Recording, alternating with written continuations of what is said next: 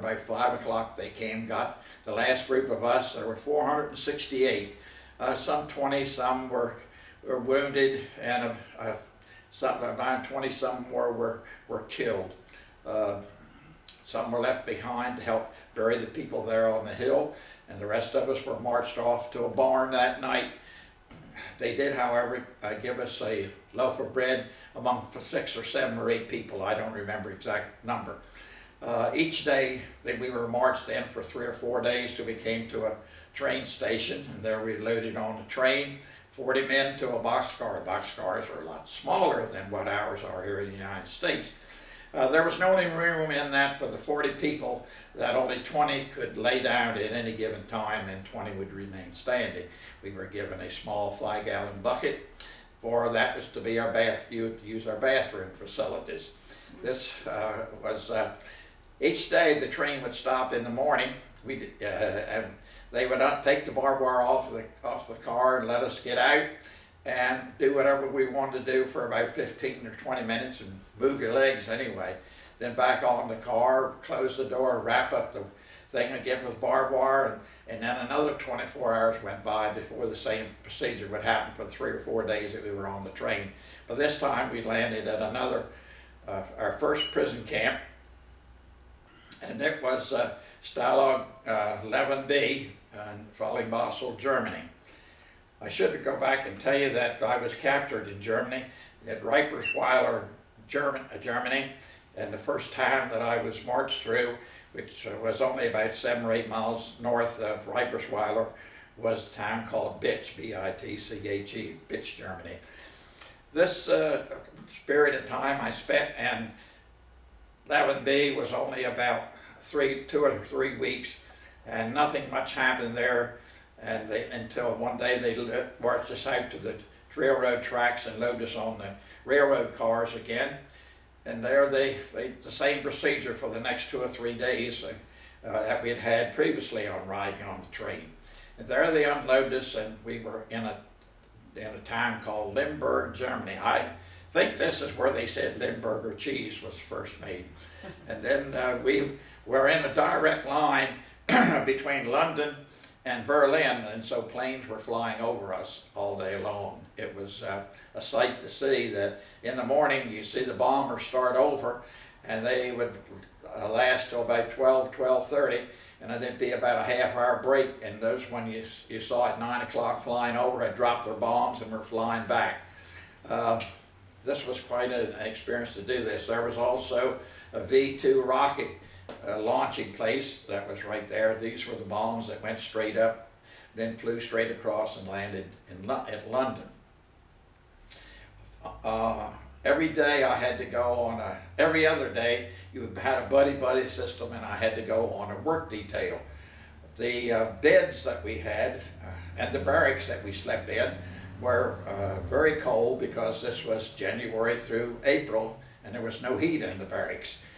There was also, the beds were only about 5 foot 4 feet long, with a 4-inch board all the way around encased.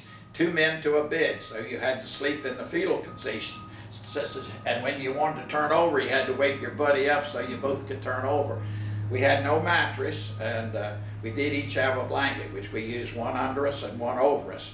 And our body heat kept us warm for it. One of the two main things that I would like to mention that happened in a prison camp is diarrhea and lice. Every one of us had diarrhea, and the latrine that they fixed up for us was just a big long slit trench, and with a log sawed in half, and that's what you sat on. And we all sat, and the trench was such so that it was a rectangle, so you could sit back to back.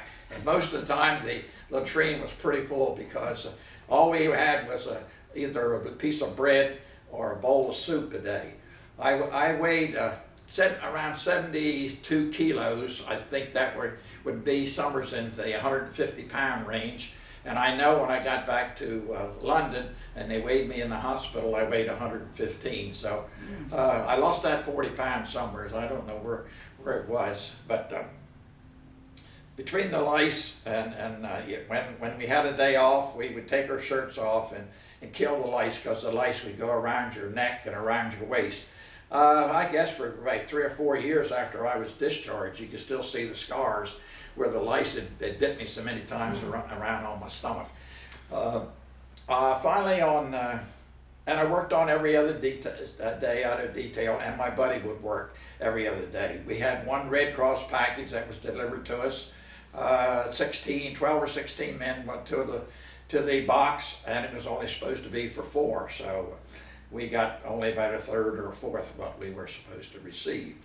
I did see some empty boxes when I was working in a warehouse with Red Cross boxes that never got across the road to us.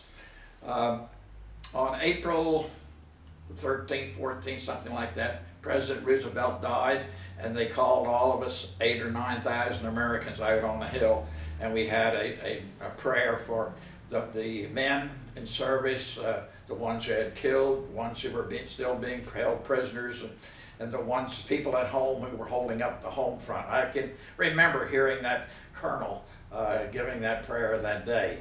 A couple boys went out and they sang a couple hymns, and then we had a closing prayer and were dismissed. That was at, let's say, middle of April, and on the morning of April the 26th, the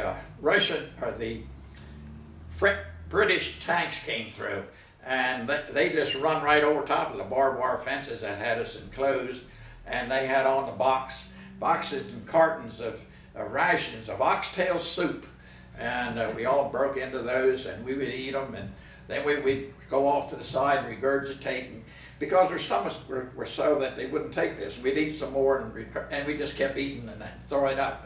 And finally, 3 days later, I was taken to an airport and flew in a C-47s over to England, 25 men to a plane. There I was placed near Oxford, England, in a hospital. I think it was the 34th General Hospitals. And about a month I was sent down to Rome, and my boat came into Southampton, England, and I arrived home in June.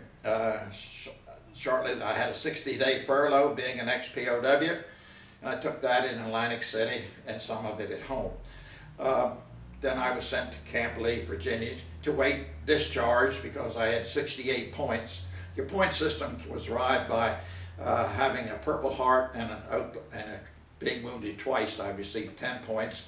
For the 4 battles that I was in, I received another 20 points. And that, and you got 1 point for being in the service each month, and 2 points for being overseas. So my grand total was 68 points, and they started discharging them with 75. So all I had to do was wait for 70 to 65, 70. Then they went to 65 to 70 in October, and then they dropped it from 65 to 70, and I had 68, and I got discharged in November.